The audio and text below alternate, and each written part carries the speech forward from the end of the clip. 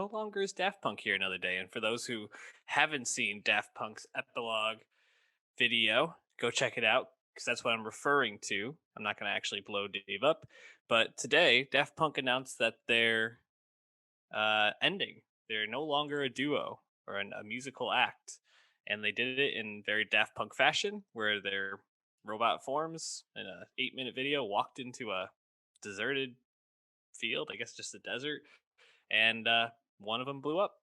Uh, Dave, pretty shocking. We haven't really heard much from Daft Punk other than some collaborations, some production side of things in quite a while. Haven't released an album since 2013. Was it 2013? Maybe even earlier. Was it 20? 2013. Yep. Yeah.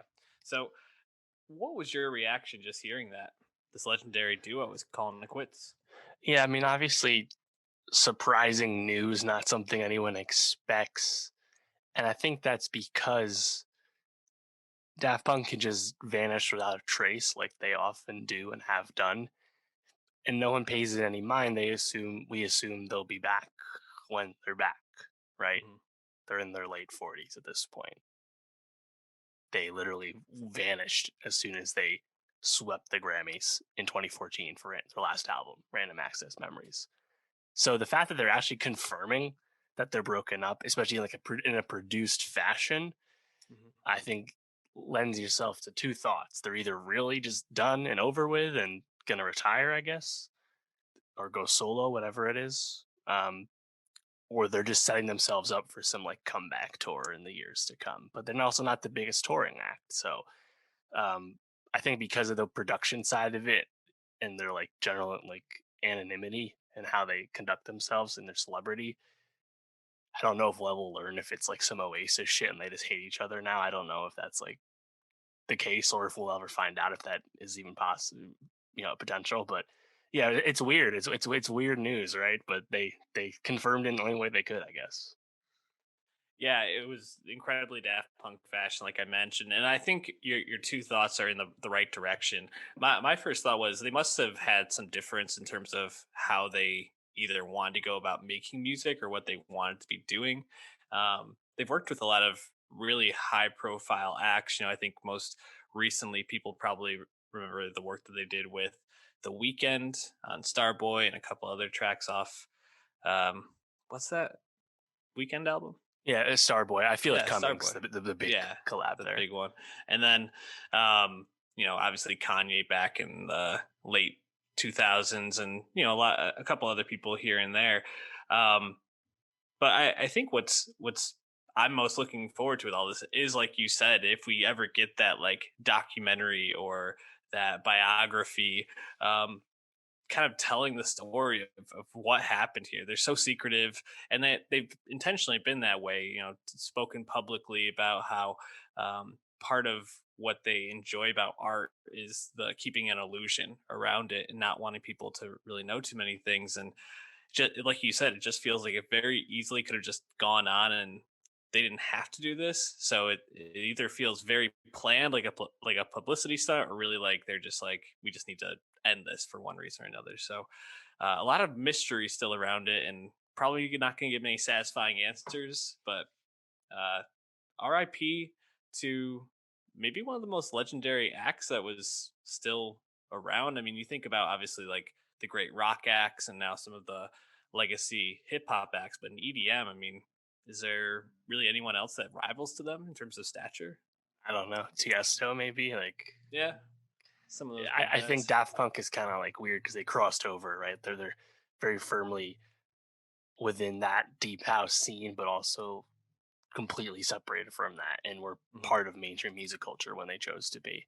Um, and also, like the way they conducted themselves, not doing a lot of press, not just being mysterious. The helmets, like it all lent itself to like a cool like cult of personality as far as like DJs are concerned. Um, obviously, Dead Mouse kind of followed suit with that Mhm. idea as well. Um, but I mean, I don't know. Like, I'm trying to think, like music wise, like, do you think Random Access Memories stuck around? I feel like it was hugely celebrated 2013, 2014, but like I don't remember it being like as high as people might have expected on the decade end music list. Like I feel like it kind of faded a little bit. If it, to me, I mean, I like it and love the album at the time though. To me, that's actually, I think, most memorable to me for reintroducing Pharrell Williams as a solo act. Obviously, with Get Mm. Lucky, winning Record of the Year, and then leading directly into Pharrell's that solo album he put out in 2014. That's kind of, I think, what I remember most of all about that time. Yeah. No, that I think that that's a really good point.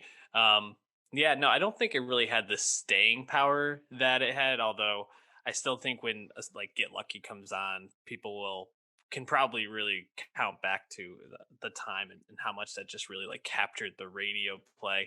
I was given a look over today and playing a couple of the deeper cuts off it, and I I think that it's actually still a really great album if you go back and listen to it. It was definitely one that I found myself listening to a lot at that time.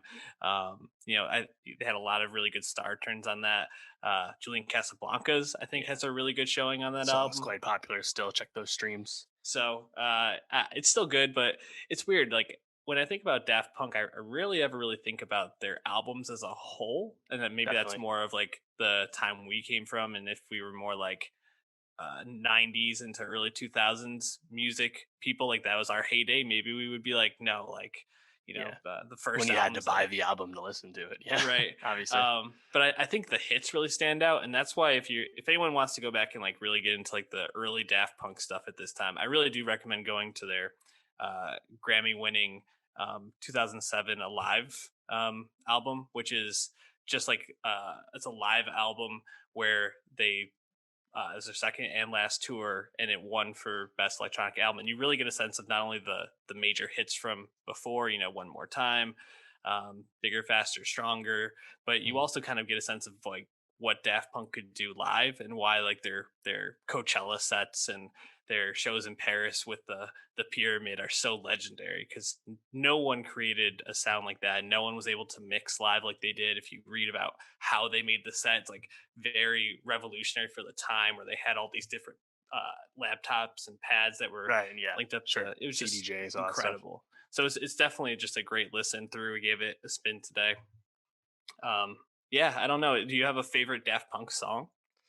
Yeah, I was thinking about that. I'm in the similar boat where I really know of the singles and because I became aware of them first via the singles. And Right. I mean, yeah, uh, three of their four albums came out before I was in high school. So I think Mhm. that's pretty understandable. Um, yeah, I mean, it's the kind of the obvious stuff, right? Technologic, the funk, Yeah. um, one more time, harder, better, faster, stronger, which I didn't even know was a Daft Punk song. I don't think I knew who Daft Punk was when I heard Stronger and Mm. Kanye sampling that. So that was kind of like a cool thing. Oh, not only is that a really recognizable sample, but it's from a really famous DJ too. Interesting, you know? Yeah. Um, and in terms of deep cuts on random access memories, doing it right really Yeah. stuck around for me. Doing it right is, I think, one of the best ones. I also I like Fragments of Time a lot off that one, and also Lose Yourself to Dance is probably my favorite music video off all those hits. But yeah, the Daft Punk, legendary. Check them out. I'm hoping we'll see them again sometime in the future. I will go to the festival and watch them wherever they get that. I just hope they're doing something, even if it's not necessarily what they've been doing, because they're only in their late 40s. I hope they don't just disappear into anonymous retirement. Yeah, and isn't there a Not that they Tron haven't earned 3 it, but coming I out? just hope they selfishly do more. And with Tron, there's a Tron 3, I think, that's supposed to be coming out in the future. So I'm Yeah, I believe surprised that that's a they're, Disney Plus planned release. Yeah. yeah, wonder if they're even going to be attached or not anymore. Interesting to see.